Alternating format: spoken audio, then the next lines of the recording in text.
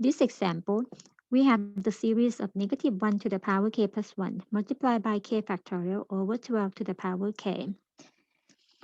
And we see the factorial involved into the expression together with the power of the number 12. Then we are going to analyze it by looking at the limit of the ak term or the limit of negative 1 to the power k plus 1 multiplied by k factorial over 12 to the power k. K approaches infinity to see the trend of the numbers or the nature of the numerator. By observation, k factorial is 1 times 2 times 3 times 4 and keep going as k approaches infinity. And 12 to the power k is 12 times 12 times 12 for infinitely many terms.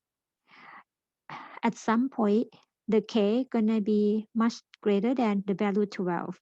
So eventually, the k factorial will be much larger than 12 to the power k as k approaches infinity. Therefore, this limit equals infinity, which is not equal to 0. If the limit of the ak term not equal to 0 by the divergence test, the series diverges. If the series diverges, so then the absolute value series also diverges.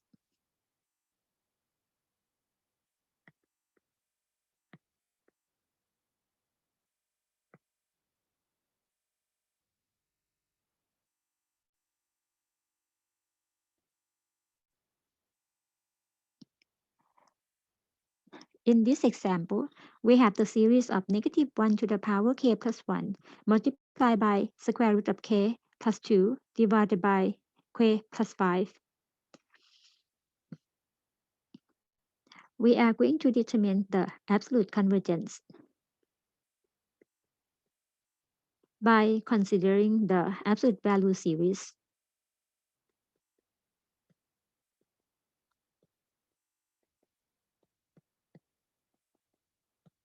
Which is in a term of the series square root k plus 2 divided by k plus 5. As k approaches infinity, this term approaching to the square root k over k or 1 over k to the power 1 half, which is one of the p series where p is 1 over 2. 1 over 2 is less than or equal to 1. That means this p series diverges. So we can say the series does not converge absolutely by the comparison test with the p series p equals 1 over 2.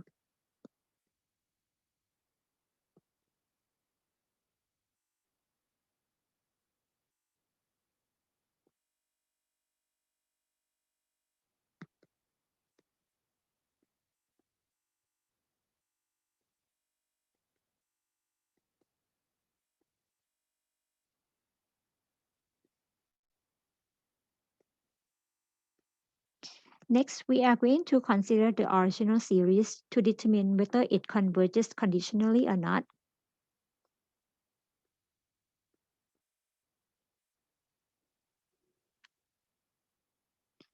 So the original series, which is alternating series,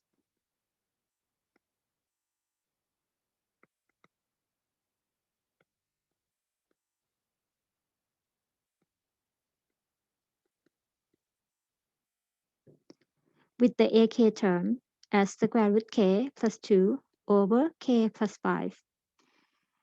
It is alternating series. We are going to use the alternating series test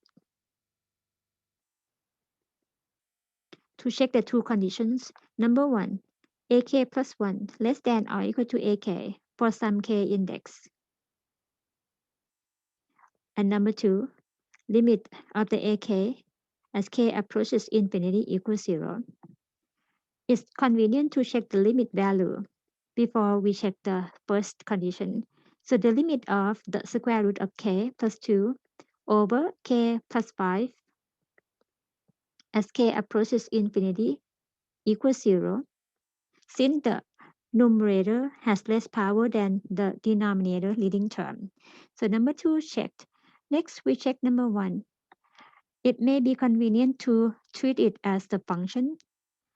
Since we are looking for the non-increasing behavior, so we're gonna let the f of k equals ak, which is f of k in a function form as square root k plus 2 divided by k plus 5. For the non-increasing behavior, we are looking for the f prime of k less than or equal to 0 for some k. Now we are going to find the derivative of this function k using the quotient rule to get k plus 5 multiplied by 1 over square root of k subtracted by square root k plus 2 multiplied by 1 or divided by the quantity k plus 5 squared. Simplify the term, rearrange it, make it as 1 over k plus 5 to the power second by the common denominator of the numerator, which is 2 square root k. To get k plus 5, multiply by square root of k plus 2 times 2 square root k. And then simplify the numerator further. Make k plus 5 square and 2 square root k as a single denominator. So the numerator becomes k plus 5 minus 2 times k minus 4 times square root k. And simplify the numerator to be negative k plus 5 minus 4 square root k divided by k plus 5 squared multiplied by 2 times square root k. For k greater than or equal to 1, the square of any term going to be positive. Square root of the k going to be also positive because k is starting from 1 and so forth. If k is 1, so we have negative 1 plus 5 minus 4, which is 0. For k equals 2, going to be the value less than 0. That means the numerator will give the value non-positive, or the f prime will be less than 0 for k greater than or equal to 1.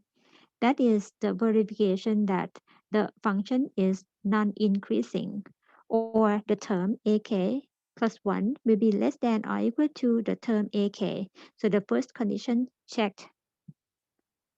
Then we can say that the series or the original series converges by the alternating series test, but not converge absolutely. With this, we just say the series converges conditionally.